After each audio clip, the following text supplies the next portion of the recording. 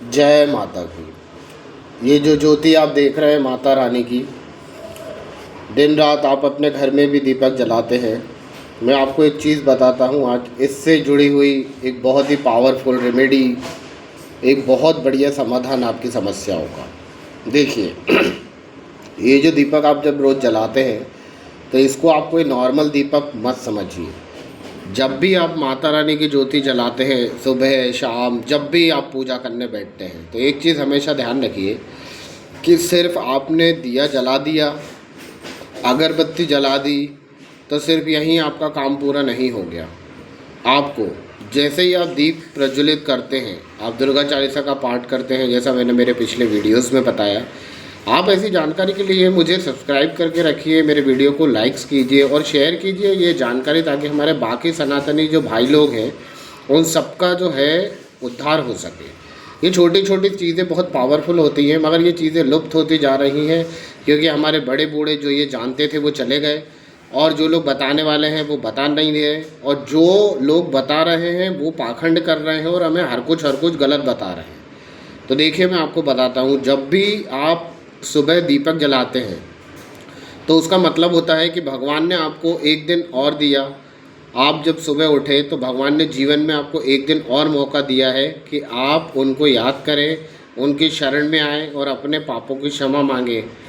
शाम को जब आप दीपक जलाते हैं तो आप दिन भर में किए गए सारे कर्मों का क्षमा प्रार्थना भगवान से करते हैं कि मैंने जो भी गलत जाने अनजाने में कर दिया हो उसके लिए मुझे क्षमा करें और अपनी शरण में मुझे रखिए।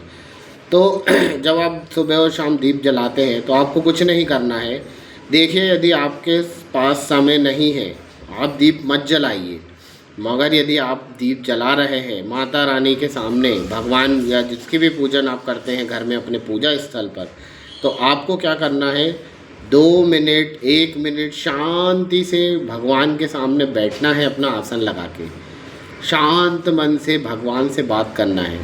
कभी आप जो भी मूर्ति, मंदिर, भगवान आपके पास रखे हुए हैं, शांति से उनके सामने बैठिए, उनसे बातें कीजिए, अपनी प्रॉब्लम शेयर कीजिए और गौर से भगवान की मूर्ति देखिए।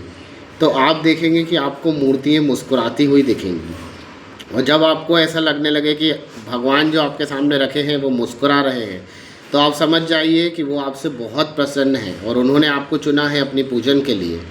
शांति से बैठिए। अपनी जो नाक होती है, नाक का जो कॉर्नर होता है, उस कॉर्नर से आधी आंखें बंद करके और आधी खुली हुई ऐसी आंखों से इस ज्योति को गौर से देखिए। उस विद्या को त्राटक विद्या भी कहा जाता है। तो जब आप ऐसा करेंगे तो शुरू शुरू में आपको नहीं करते बनेगा, क्योंकि इसके लिए काफ़ी प्रैक्टिस चाहिए होती है। और फिर आपको क्या करना पड़ेगा, आप जब ये त्राटक विद्या डेली करेंगे तो आप देखेंगे कि आपको एक अजीब सी मानसिक शांति आपको मिलने लगेगी। आपका जो अनाज चक्र है, आपका जो स्वादिष्ठान है, उसमें आपको कंपन महसूस होने लगेगा। आपकी जो कुंडलिनी है वो हिलने लगेगी, आपके शरीर में कपकपी आने लगेगी। आप एक ऐसी दुनिया का अनुभव करेंगे जिसको आप इस दुनिया में नहीं आपने कभी सुना होगा ना देखा होगा। और जब आपका ध्यान परिपक्व होने लगेगा तो आपको भगवान का साष्टांग होने से कोई नहीं रोक सकता। आपको साक्षात भगवान के दर्शन होंगे, आप भगवान को फील कर सकेंगे और आप इस ज्योति का चमत्कार देखिएगा।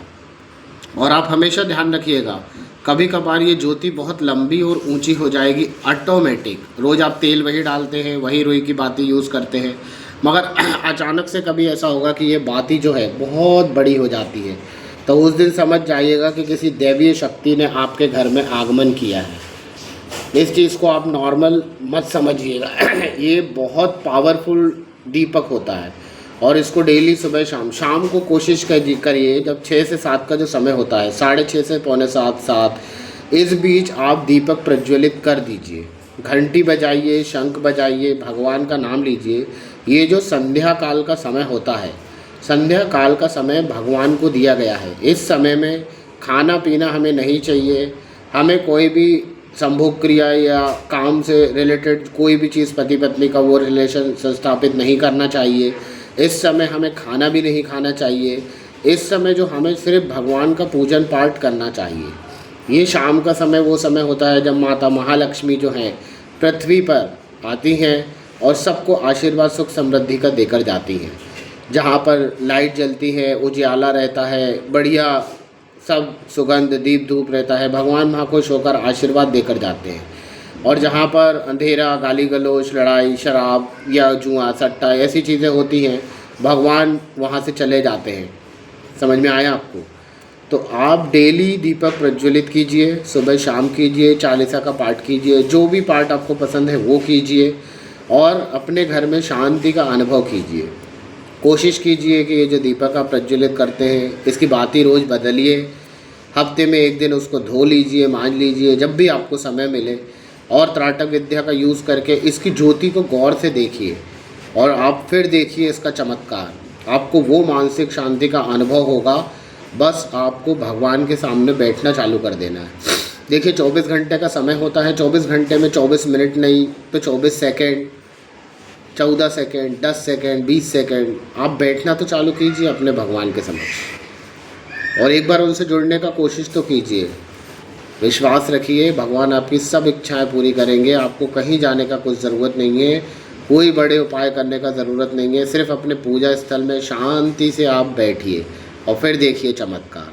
मेरा ये वीडियो यदि आपको पसंद आ रहा हो तो आप इसे लाइक कीजिए, मेरे चैनल को सब्सक्राइब कीजिए। मैं फ्री में काफ़ी सारे टिप्स आपको देने वाला हूँ और इसको शेयर कीजिए ताकि अधिक से अधिक लोगों तक ये पहुँचे और हमारे धर्म का जो है प्रचार प्रसार हो और माता रानी सबकी रक्षा करे।